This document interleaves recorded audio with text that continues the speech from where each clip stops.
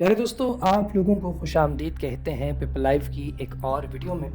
امید ہے کہ آپ تمام احباب بالکل خیر خیریت سے ہوں گے۔ اللہ تبارک و تعالیٰ کی ذات ہم سب پر اپنا خصوصی فضل و کرم جاری رکھے۔ اگر آپ نے ابھی تک ہمارے چینل کو سبسکرائب نہیں کیا تو ہم لوگ آپ کے لیے روزانہ کی بنیاد پر انفارمیٹیو ویڈیوز لے کر حاضر ہوتے ہیں، لہٰذا چینل کو سبسکرائب کرنا اور بیل آئیکن پر کلک کرنا ہرگز مت بھولیے گا، اور اس کے ساتھ ہی ساتھ کمنٹ سیکشن میں درود پاک کی برکت سے ہونے والی دعا میں اپنا نام شامل کروانے کے لیے اپنا نام ضرور تحریر کیجیے گا۔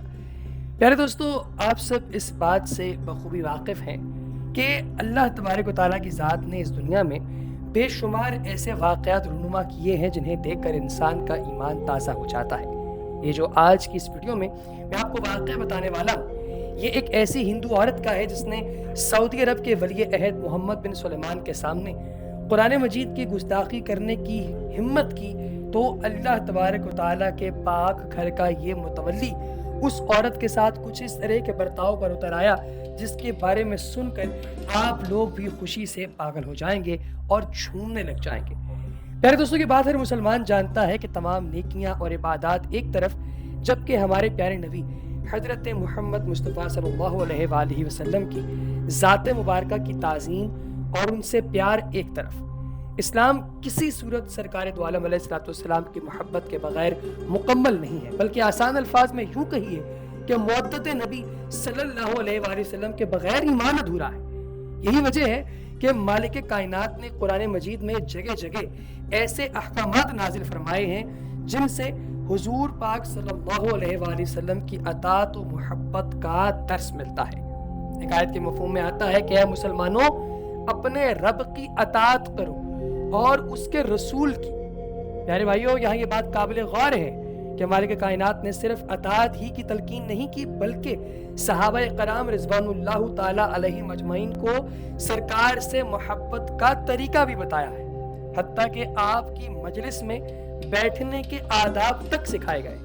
ایک آیت مبارکہ کا مفہوم ہے، اے صحابہ، نبی مکرم سے اس لہجے میں بات نہ کیا کرو جس لہجے میں تم ایک دوسرے سے بات کرتے ہو، یعنی حضور اقدس علیہ السلام سے صیغہ واحد میں بات کرو، اور سرکار دو عالم علیہ السلام کی آواز مبارکہ سے اپنی آوازوں کو اونچا مت کیا کرو، کیونکہ یہ دربار رسالت صلی اللہ علیہ وآلہ وسلم کے اصولوں کے خلاف ہے۔ اللہ اکبر۔ لہٰذا تمام صحابہ کو اللہ کی طرف سے اس چیز کی انسٹرکشن ہے کہ وہ سرکار کی آواز سے اپنی آواز کو اونچا نہیں کر سکتے۔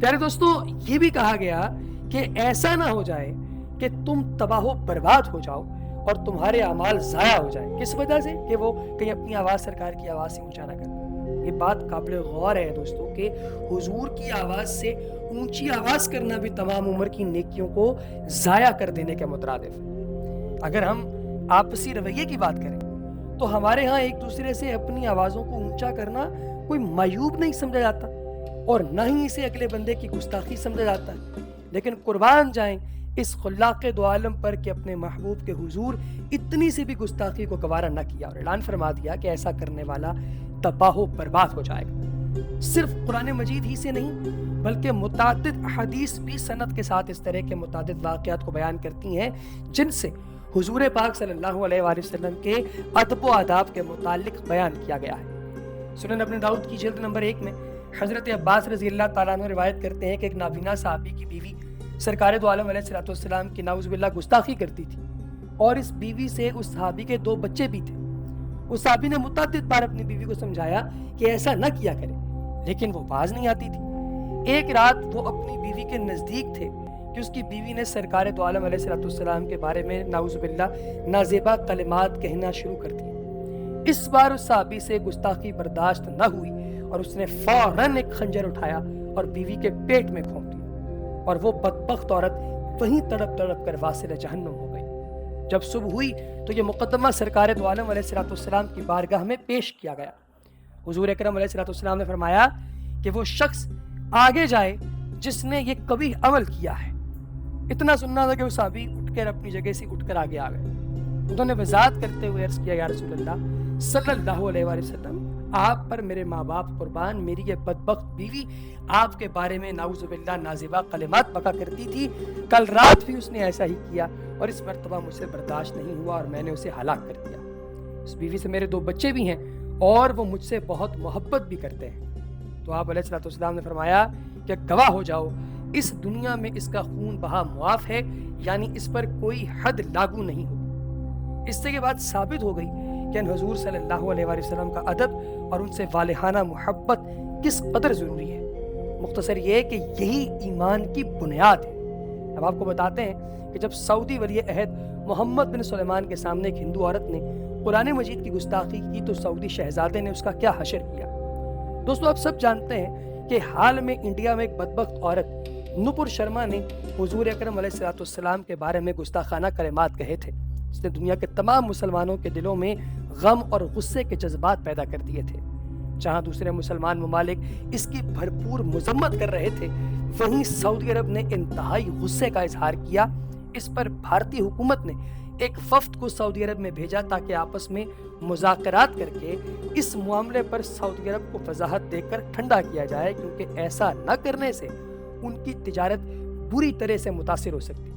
اس وفد میں بھارت کی وزیر خارجہ سشما سوراج بھی شامل تھی۔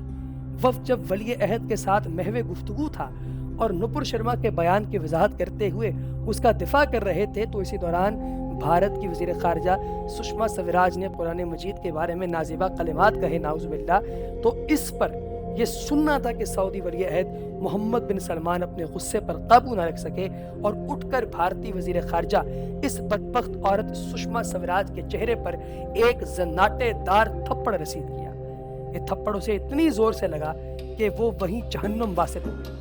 بھارتی میڈیا نے حرکت قلب بند ہونے کی وجہ بتا کر اس واقعے کو دبا دیا اور کسی کو کانوں کان خبر نہ ہونے دی کہ وہاں پہ دراصل ماجرا ہوا کیا۔